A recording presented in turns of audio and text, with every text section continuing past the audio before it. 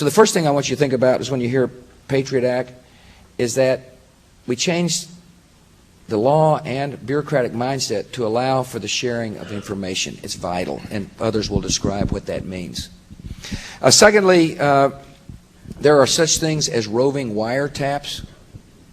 Now, by the way, anytime you hear the United States government talking about wiretap, a wiretap requires a court order.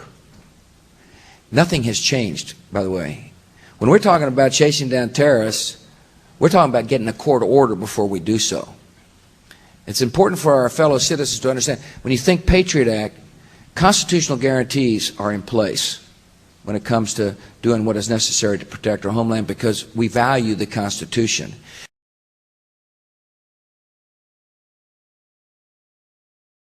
And so we're going to do what is necessary within the Constitution and within the law, and at the same time guaranteeing people's civil liberties to protect the people.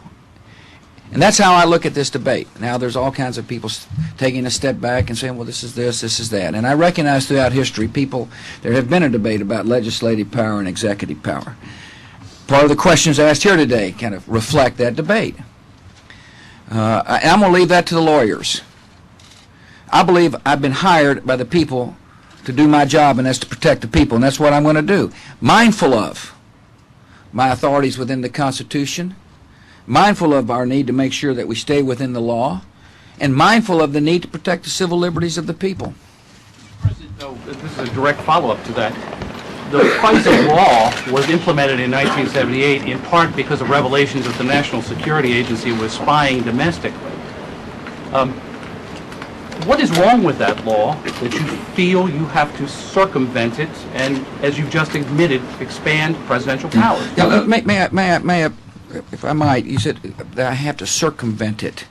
Wait a minute, there's something, it's like saying, you know, you're breaking the law. I'm not. See, that's what you got to understand. I am upholding my duty and at the same time doing so under the law and with the Constitution behind me. That's just very important for you to understand. Secondly, the FISA law was written in 1978.